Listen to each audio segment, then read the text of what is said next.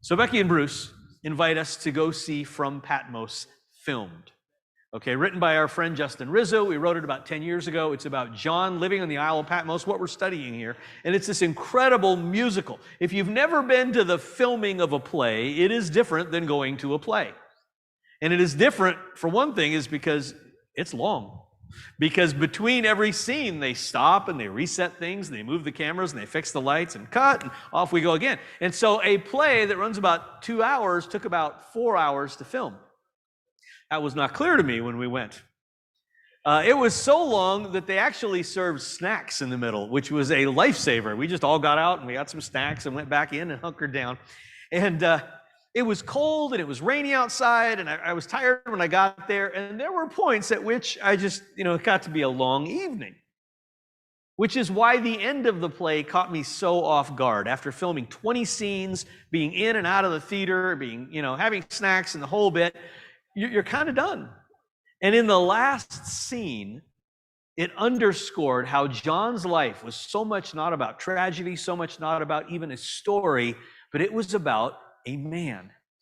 And Jesus appears to him and calls him to see in through the door open in heaven. And I was just so moved as these characters played this out, as John was so deeply in love with the person of Jesus.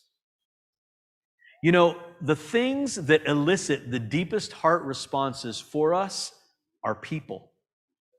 You can go to the Grand Canyon. It's beautiful. It's epic. Very few people tear up. Some do, but not many. You can go to a big city that you've always wanted to visit. Very few people are emotionally overcome. But you go to the airport, every plane that empties, somebody has tears in their eyes. Because people are what move our heart the most. And this morning, I don't want to miss the fact that what we are reading about and studying here primarily is a person. It's in the context of a story, and it's in the context of detail and information, but it is about a man. No one ever has or does or will love you like Jesus loves you. Nobody. So in this series, we're looking at the letters of Revelation and the book that reveals Jesus as judge of all the earth. He judges everyone, but specifically, he also judges us. And he starts by speaking to real people in real churches and the issues that churches will struggle with down through the ages. When you look at churches that are struggling and things are going bad, and you go, how did that happen? Have you read the book of Revelation? Have you read these letters? Because these issues are in the stories of the letters of Revelation. In studying this, I've ran across theologians who are convinced that these 7 letters represent 7 ages of the church, and they're very distinct. And there are good people who love Jesus who believe this. I don't believe it. They've got to use a hammer to make it fit. And I read these letters and I go, sometimes I'm in the church of Smyrna. Sometimes I'm in Laodicea. Like, I see myself in these letters, and I think you'll see yourself too. Last week, we studied the church of Ephesus, the people who worked hard, guarded against false doctrine, and managed to do it all with no love in their hearts. It's remarkable what you can do just out of sheer grit with no love in your heart, and in the end, it doesn't matter. Today, we're going to look at the church of Smyrna. Starting in Revelation 2, chapter 8, we'll go about to 11, but looking first at verse 8. And to the angel of the church in Smyrna, write, the words of the first and the last who died and came to life. Now, Smyrna, what's the story about Smyrna here? Smyrna really is part of a metropolis. It's about 40 miles north of Ephesus, the church that we talked about last week. So if you go 40 miles, it's not that far. People who in Smyrna have probably been to Ephesus and vice versa. It's 200,000 people, so the edges of them have almost grown together. If you live in North Ephesus, your target might be in South Smyrna. Okay? I mean, it's that close. You would go back and forth a little bit. But it's very distinct from Smyrna. Now today, what was Smyrna is now surrounded by a city in Turkey called, let me get the name right. I had it. Izmir. And Izmir now is about 4 million people. It's a massive city. But Smyrna was a beautiful city of about 200,000 people, and it was like a crash course in idol worship. They had one street in Smyrna called the Golden Street, where they had 5 massive temples to different gods. It was like a idol worship mall. You could just go from one to the next. Different idols in different massive temples, although none of them really carried a whole lot of weight by the time this was written. People were going to those temples mostly for entertainment, and it was kind of a civic thing, but they weren't necessarily worshiping these gods, although it was a major part of the culture. Because the Smyrnans, if you would call them that, I don't know what to call them, Smyrnans, Smyrnians, whoever they were, they had evolved in their minds a little bit, and now their real focus was on the worship of the Roman emperor. If you jump back 300 years from where this was written, about 200 BC, Smyrna, this city, built a temple to Dea Roma, or what they called the spirit of Rome. They built a temple to all that Rome stood for. And I don't know, maybe they sacrificed in that temple, maybe they stood in songs sound like, saying, I'm proud to be a Smyrnan, where at least I know I'm free. I don't know. But they worshiped the spirit of Rome there. And once the spirit of Rome was worshiped, it wasn't much of a jump to worship the dead emperors of Rome, because their faces are on our coins, and we've got all these great stories about them, and surely they were better men than we were. And so they started worshiping those who had founded and established Rome. Once you worship the dead emperors, it's another little small step to worship the living emperors, and then to demand worship as evidence of political allegiance and of civic pride. That all really turned the corner about 44 BC. 44 BC, Caesar Augustus dies. Caesar Augustus was larger than life. He spent most of his reign out at war, conquering Europe. He told the Roman consul, we're going to battle the Gauls. The Gauls are going to come and invade. If we don't beat them, they're going to beat us. And he commenced to march across Europe, and everybody he met, he decided were Gauls. Who's that? Gauls, get them. And that was kind of the war plan for Caesar throughout his life. When he dies in 44 BC, his son Augustus recognizes that everybody thinks his dad was like a god. And Augustus capitalizes on that. 44 AD, Halley's Comet crosses the sky. When it does, Augustus looks up to it. Caesar's dead. He goes, that's my dad. He's a god. He was here, now he's there. And if he's a god, guess what? I'm a god. And they made the jump from worshiping the emperors who were dead to those who were alive. Now, it's about 130, 150 years after Augustus taking that opportunistic jump, and 300 years after worshiping governmental leaders. 300 years of worshiping the government will mess a brother up. Like, it will goof up a society. Now, not everybody believed it, but pretending even that the emperor was God gave them economic advantages and gave them a way to live that they wouldn't have if they did not agree. So people started piling on accolades to their governmental officials. Everyone in Smyrna needed to worship the emperor. But all that really meant was paying a tax, no kidding, paying a tax and burning a pinch of incense once a year while saying Caesar is Lord. That was the extent of their emperor worship. Seems simple, seems easy, sign here. But the Christians wouldn't do it.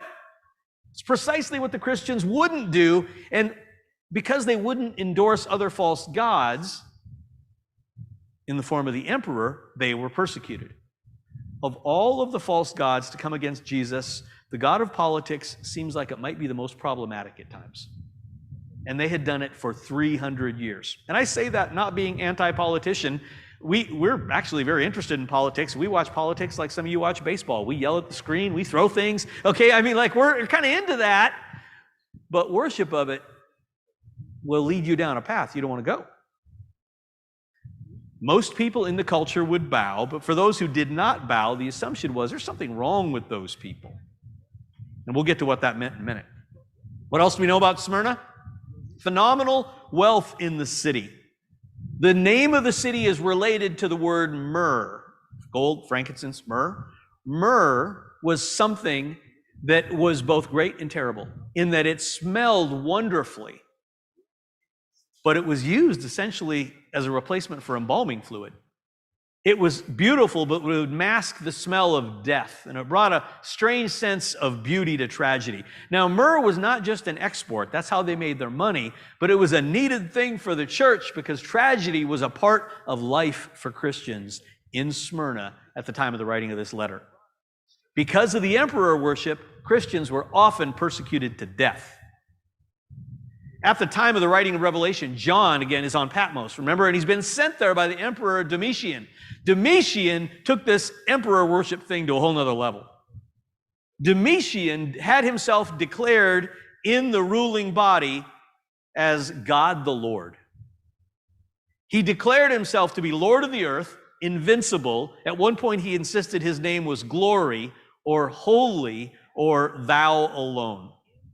Now, Christians without character, we're not going to do this. Although I'm sure some of them said, just burn the incense and whisper it, cross your fingers. We got to live here together. But by and large, Christians would not do that. So they were very familiar, the church in Smyrna, they were very familiar with martyrdom, being persecuted unto death. And I don't mean this happened for a season. This happened for decades where they would be martyred. The most famous member of the Smyrna church would have been the bishop of Smyrna, was appointed by John, as John was an old man, and this man was a young man. His name was Polycarp. Polycarp. You'll remember that. It sounds like a fiberglass fish. Okay? Polycarp. You're laughing, but you'll remember. Polycarp was alive about 130, 150 AD, and they went to martyr him, and they were going to burn him at the stake. Now, stake burning 101 says you nail the victim to the post because they don't like to stay there. It gets hot. Polycarp, when he went to be sacrificed or he went to be martyred, told them this: leave me as I am. For he who grants me to endure the fire will enable me also to remain on the pyre unmoved, without the security you desire from nails. He's like, let me just hold the post. They're like, no, we'll nail you on there. No, the nails are for you. I can do this. He holds onto the post. They light the fire. His body does not burn adequately. They spear him through the side. He loses his life. And you might read that and go, what a waste. What a waste here. But you know what Polycarp's name really means? It doesn't mean fiberglass fish. His real name means much fruit. You never know what fruit looks like or how it's born. The most amazing fruit in our lives often comes from most painful, difficult times. And we all die of something. When you die for the right things, the result is a legacy that bears fruit. So this is the nature of Smyrna and a little window into the pain that they have been suffering for decades. How does this letter begin? Jesus introduces himself, the words of the first and the last, who died and came to life. To Ephesus, he described himself as the one who walks among the lampstands. But he tells them, I know your works. I see you. I am present. I'm not at a distance. To the Smyrnans, he declares himself to be the first and the last. It's a bit of a strange phrase, but it would not have been unfamiliar to those in Smyrna. Smyrna had a massive Jewish population who had migrated there because of business. And multiple times, Isaiah the prophet uses the phrase, the first and the last, to describe the Messiah. So when he says, I am the first and the last, the Smyrnans know who he is talking about. When you are the first and the last, the middle takes on a different meaning. When you have perspective of the beginning and the end, what happens in the middle is different. Those of you that have children, you watch your children, and at times they think certain things are the end of all days, right? Like they are just overwhelmed with this massive whatever, insert crisis of a third grader or fifth grader or ninth grader. But because you're a mom or a dad and you remember what life was like before and after, you've got a bit of perspective. And you realize that's manageable. The perspective Jesus brings, he goes, I was the first and the last. Before history started, after it's over, I was there. So why do you think what happens in the middle is suddenly so altering or so life-changing? He said, I have perspective you don't have. Many of us have felt the pain of being stuck in the middle. And how is this going to work out? He's like, I'm the first and the last.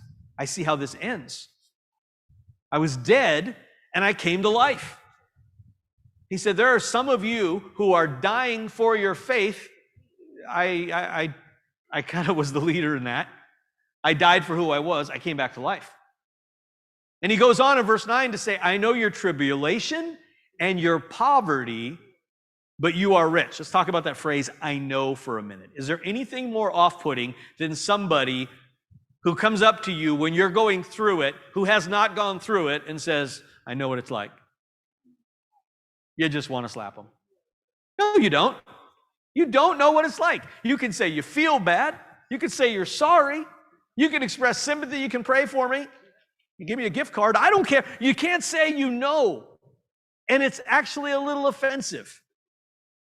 I have learned in pastoring to be very careful what to say to people as they go through crisis.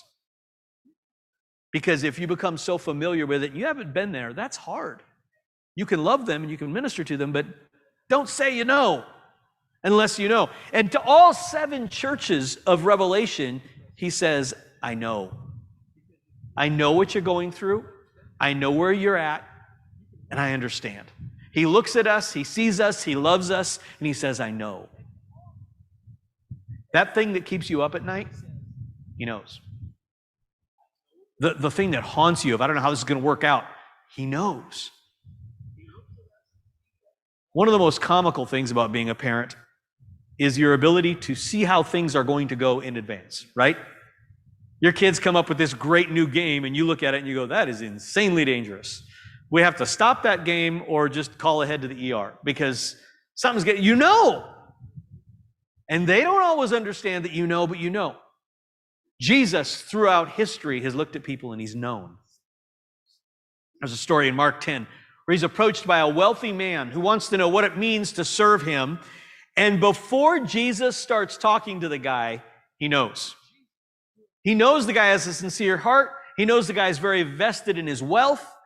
And he knows that when he lays it out to him, this guy's probably going to walk away. He's a mixed bag, and Jesus knows. And he says in Mark 10:21, Jesus, looking at him, he loved him. He loved him. He knew, but he loved him. And he said to him, you lack one thing. Go, sell all that you have and give to the poor, and you'll have treasure in heaven. Come, follow me. Now, how did this turn out? Most of us know. The man struggled. He walked away. What would he have done if he understood that Jesus knew? Would he have responded differently if he understood that Jesus knew what it was about to cost him? Jesus looks at you, he sees the good, he sees the struggle, and he knows. You can let your heart, the wall around your heart down. He understands what he's asking you. In this case, here's what he sees. Revelation 2:9, the second part of the verse says, I know your tribulation and your poverty, but you are rich. Now, when you read the word tribulation in this context, you can actually replace that with another word. Some of you are going, good. Any word you have, I'll take. All right, you can replace the word tribulation with the word trouble. That's what it means. Is the tribulation a 7-year period at the end of the age? Yes. Is the great tribulation the last 3.5 years? Yes. But there is a sense of tribulation or trouble that will visit us within our lifetime. He's not referring to either of those. He's talking about what they will face in their lifetime. And of course, they did not face the great tribulation at the end. He's saying, I know what you're going through. This is not the tribulation with a capital T, but it is trouble, and it is a tribulation time. He saw and he understood their persecution, their fear, and their trials, and he knew that even though the end of the age would be more significantly difficult than this, what they were struggling with right now was real to them. And knowing that it was going to be worse later was no consolation for them right now. It's no encouragement to somebody when you're going through a bad time for somebody to say, oh, somebody else will have it worse. Like, that doesn't help me. And he says, I know your trouble or your tribulation. He also says, I know your poverty. Smyrna, as we said, as a city was rich, but the church of Smyrna was poor as church mice. Because in that context, if you were not going to bow to the emperor, you were cut out of business, you were cut out of any kind of commerce, you were cut out of any interaction. You lost everything. Now, poor has varying degrees, doesn't it? Do you have a friend who complains about being poor, and then you look at him and go, eh? You know, in high school, your friend always never had any money, but always managed to upsize their fries. Where's this coming from, you know? Your friend now who talks about his times are tough, it's like, you went to Cancun for 3 weeks and you got 2 brand new cars, like, which is fine. If you went to Cancun, good for you. But he's like, you know, poor has degrees. You cannot overstate how poor the church of Smyrna was. The word that they use there, it means destitute. They are scrambling for bread on a day-to-day basis. Because of the emperor worship and that cult of government, to commit your life to Jesus publicly in this day meant you gave up everything. But choosing poverty over godlessness tended to clarify their priorities in a way that a life of excess does not. They're poor, but they're committed to the point of martyrdom. Martyrdom is a hard sell to people with a lot of worldly goods. It just is. It's not that we wouldn't be willing to die for Jesus, but we're looking at a lot of stuff we have to lose. And when we have a lot to lose, for some reason, we think twice about laying down our lives.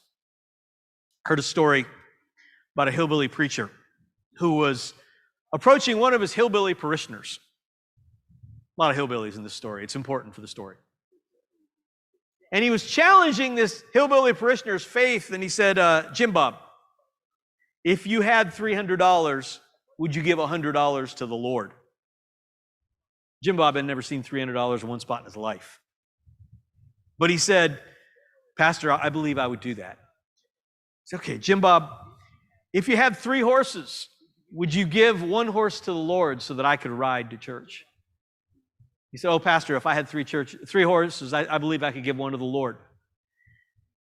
Pastor feels he's on a roll, so now he goes in for the kill. He said, Jim Bob, if you had 3 pigs, would you give 1 of those pigs to the church for the potluck dinner on Sunday?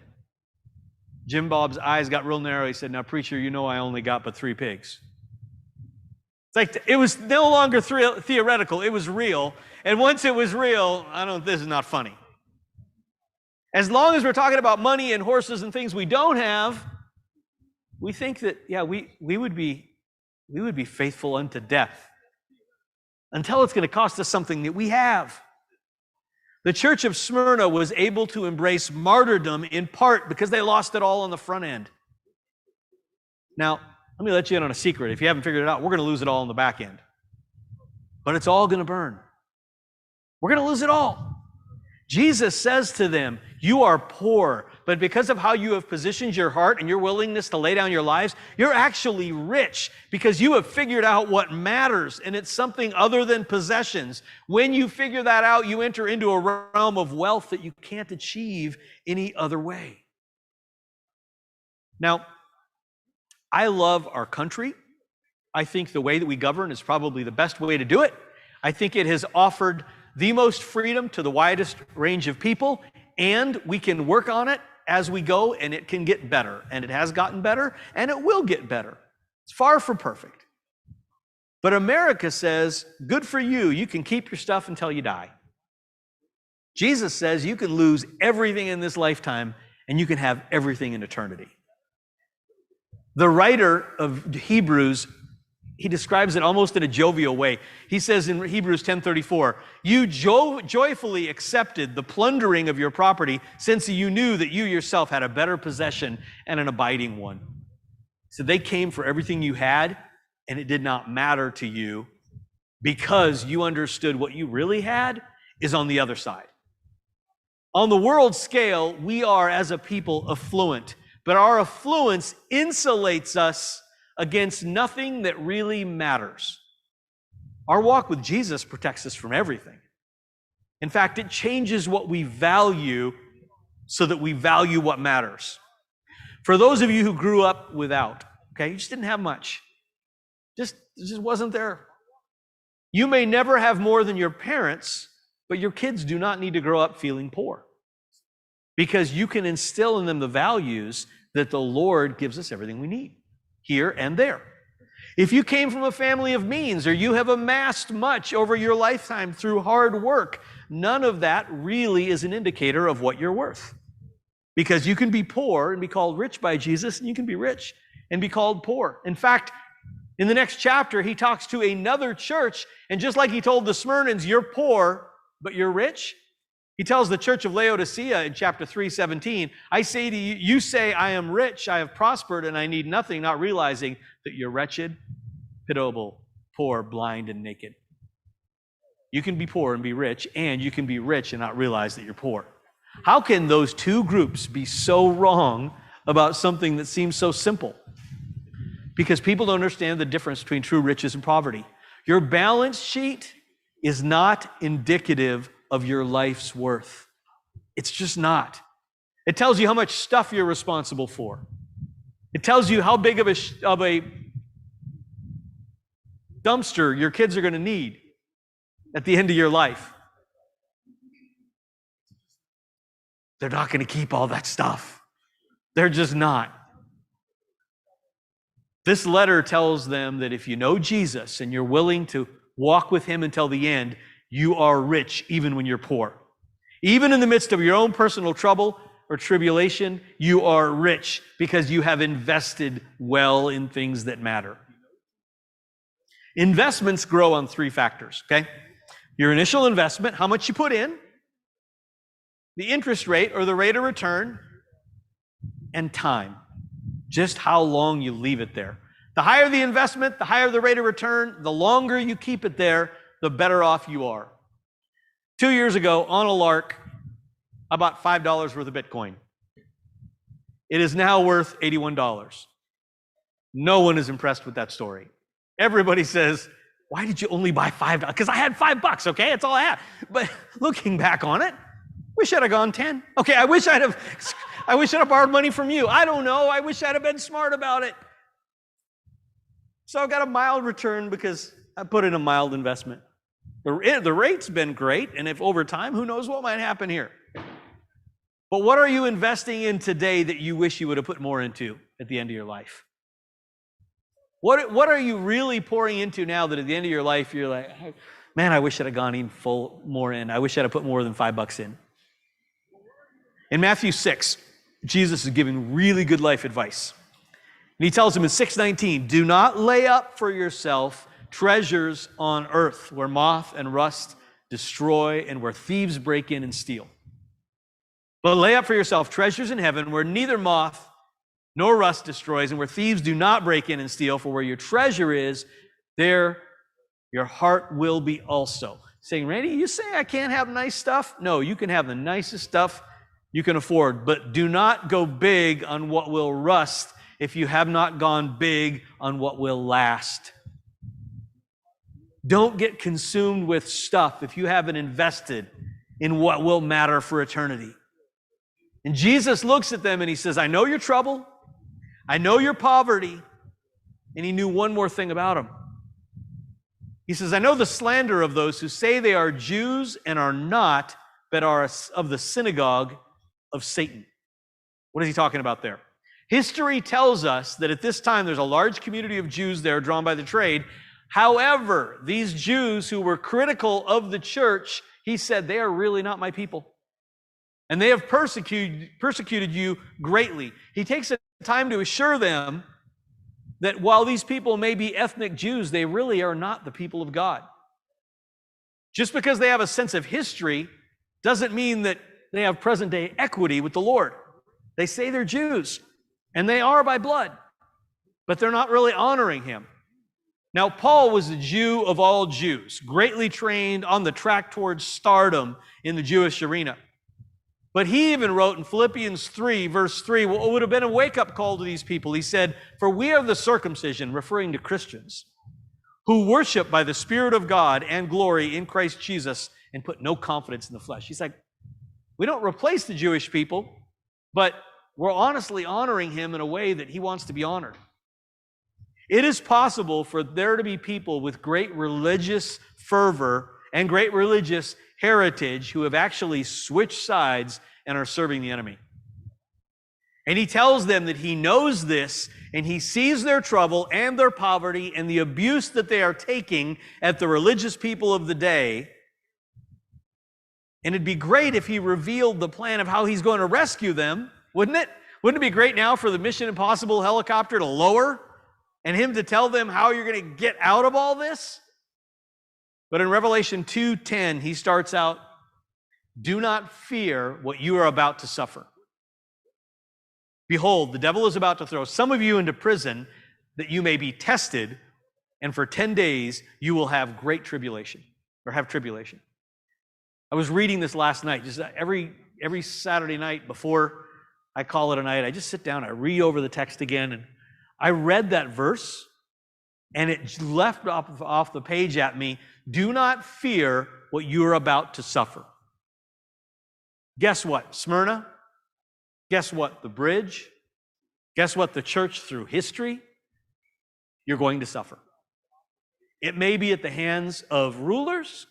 It may be in the natural course of your life. It may be in illness. It may be in loss.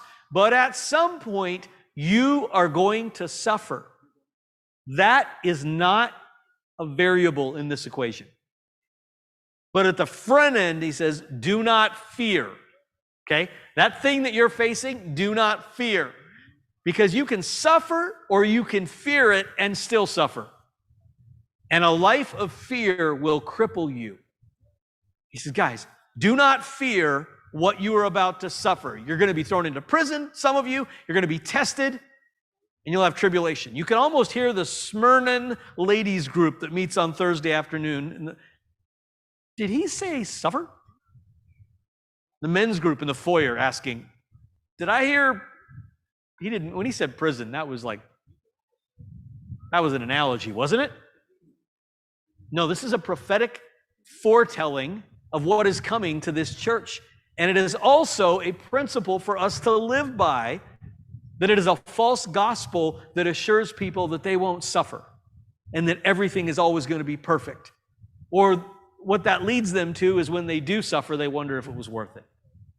John 16:33 says, I have told you these things so that in me you may have peace, because in the world you will have trouble. But take heart, I have overcome the world. Friends, he will overcome the suffering and trouble that will come our ways in your lifetime. We live in this weird twin bubble of space and time, particularly in our nation and in the age that we live in. It's a twin bubble. It's a bubble of space in that we are fairly removed from significant persecution. Around the world, people are suffering for their faith. For years, North Korea has led by every metric what it means to persecute Christians. Imprisonment, punishment, even death. A group called Open Doors studies a variety of factors of what it means to be a Christian in other nations. And for years, Korea has led by a significant measure in violence, in what it means for a Christian's private life, church life, community, family, any matrix you want to measure. North Korea has been far beyond any other place in the earth. Until the last 2 years, when Afghanistan has said effectively, hold my beer. Let me show you how to do this. And Afghanistan has suddenly matched almost North Korea in persecution of Christians. Pakistan is racing to catch up. Suddenly, it's not North Korea and the rest of the world. It's other nations of the earth. And we live in a bubble of space that allows us to think things like Starbucks not saying Merry Christmas is persecution. Some of you are going to be standing in heaven next to an Afghani believer, and they're going to tell you that they were martyred. Do not look at them and say, I know. Okay? Don't do that. Because what now we may get there, but we're not there yet. We're in this bubble of space right now, where it happens in other places. And we're also in a bubble of time. Just because it hasn't happened to us, don't say it never will. The more accurate way of saying it is it doesn't happen to us right now. 20 years ago, few people believed that. I think it would be much easier to convince you today that the tracks are being laid for religious persecution in the United States. We just see it's not here yet. I'm not I'm not putting ourselves with them. I'm just saying that the tracks are being laid for a stronger hand over our society, and what that ultimately leads to every time is persecution. Those tracks are being laid in the way of intolerance of alternative views. If you don't think the same way about things like healthcare and sexuality or personal responsibility, you stand a very real chance of being spoken against or even censored, which is all beta testing for persecution. That's how it starts. When the system is fully developed and more fully accepted, that target will narrow. We will be it. We're in a bubble of space right now, and we're in a bubble of time. And I'm not saying that to scare you. I'm telling you that to encourage you to invest in things that matter now. So when that day comes, your priorities are right, and you'll be able to say, yeah, I don't love my life unto death. I can lay down my life right now. I have nothing that matters on this side compared to what matters on the other side.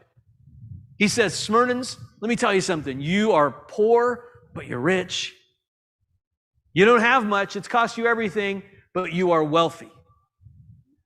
We will have trouble, and he sees it, and he knows. That's why we talk now about being a people of prayer and developing an eye to the future of what is coming. 2 Timothy 3:12 and 13 says, indeed, all who desire to live a godly life in Christ Jesus will be persecuted, while evil people and impostors will go on from bad to worse, deceiving and being deceived. We have no exemption from this. There's no caveat in the original Greek that says except for us. The letter to the church in Smyrna was not just history or context to be devoured. It is a picture of what Scripture indicates is coming to those who will love Jesus around the world. We, for whatever reason, have been given a window of grace to where things are easy right now, where we can get our hearts right, and we can start investing in things that will matter. I want to ask if Rachel would come. We live under the incredible blessing of being able to determine our next steps.